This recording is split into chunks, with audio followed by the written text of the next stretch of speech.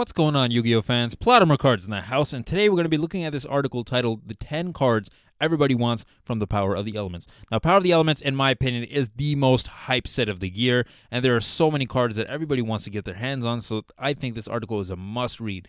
So, first of all, looks like we got our number 10 will be Mathmech Circular, which I think is a fair assessment here, because not only can you add one Mathmech spell or trap from your deck to your hand, which does help out, plus it's very, very easy to summon Geomathmic Final Sigma. So that's really, really good for this archetype in general, and I think this does deserve its place at level 10 overall. Secondly, at number 9, we got Ultimate Slayer. Your opponent cannot activate monster effects. In response to this card's activation, send one monster from your extra deck to the graveyard, then target one monster your opponent controls with the same card type. Fusion, Synchro, Xyz, Pendulum, or Link, shuffle it into the deck. This card has insane potential, like we've seen with similar cards that have the similar effect of sending your own monster from your extra deck to the grave, so I think this is pretty decent, guys. Next, we got Exo Sister Returnia and Exo Sister Martha coming in at number 8. So the Exo Sisters in general are so hyped up. In my opinion, I think they could have named it something better than Martha, but I'm not tripping because this archetype has insane potential and is really hyped right now, so I can completely see why these are must pickups. Next, what do we got? Garura, Wings of Resonant Life. So it just takes two monsters with the same attribute and type, but with different names. So this is a really, really good super poly target, and we'll see a lot of play in the future. I can promise you that. So $8.86. I think at one point it was like $2. But then it started rising, and now that it's day one, I guess, of market, it's dipped slightly from what it was, but I think it will continue to rise. So might be well worth picking up anytime soon.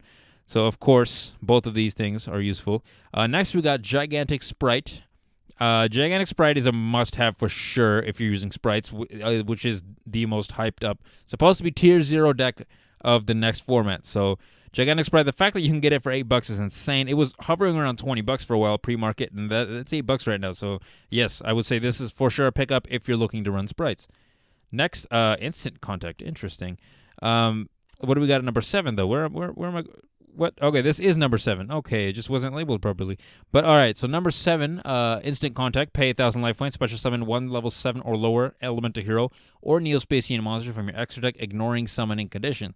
Well, Elemental Hero Neos is on your field, is neither on your field nor in your graveyard. The summon monster cannot attack. Its effects are negated. Also returns to the extra deck.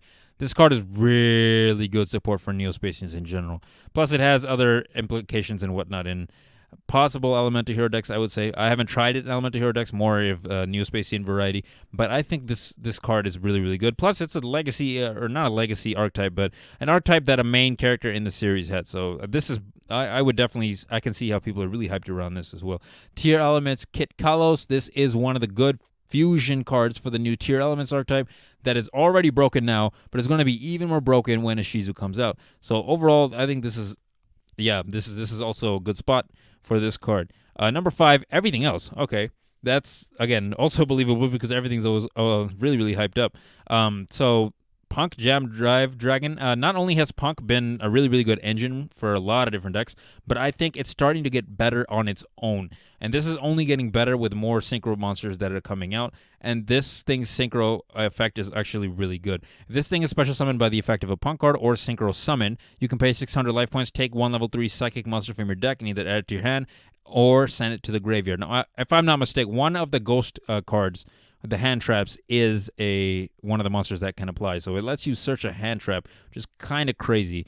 But overall, it is super cheap right now, 44 cents. So definitely worth picking up if you're running any type of Punk deck at all. So that's believable. 4 Tier Elements, Kaleido Heart. It's the same reason I would say the other Tier Elements card, Tier Element Kit Kalos is up there. I would say this is a little bit better of a card. However, I believe this is a 1 of for the deck. Maybe 2 of, I could see it, but most people, I think, run it at 1 right now. So I can completely see why this is here. But the price, I don't know if it'll go up or down, honestly. Just because it is a 1 of, it'll just depend on the people buying it out or not. Sprite Starter. Yep, this is kind of obvious. This is insane for the Sprite archetype. Special summon one Sprite monster from your deck, but lose life points equal to its original attack. Most of the Sprite monsters that you're going to be summoning and starting to using this with they have almost no attack points. So that's not even a problem. And then You cannot special summon monsters except ranked Link 2 monsters. You can only activate one Sprite Starter per turn. This is a great card. It starts off so many combos, and this is a must-have for any Sprite deck that you use, right? So, yep, this is believable as well. Primeval Planet Periline. I don't know how to pronounce that, but I pulled this card, guys. I was so hyped when I pulled this card because it was really expensive. When I pulled it, it was like $80. Now it's hovering around 62. But this is the direct searcher for the tier elements archetype. So again, this is a 3 of for sure in this archetype. You're gonna need 3. So that's believable. And then Sprite Blue. This card is the best card in the Sprite archetype to pop off your combos. If you control a level / rank 2 monster, you can special summon this card from your hand. Pretty much every card in that deck, depending on how you play it, is going to be level / rank 2. You can only special summon one per turn this way. When this card is special summoned, you can add a Sprite monster from your deck to your hand. That pops off so many different combos again, and this card is a secret rare. On top of that, so it is a $76 card. It was hovering around $100 for the longest time, so definitely a little bit cheaper than it was before.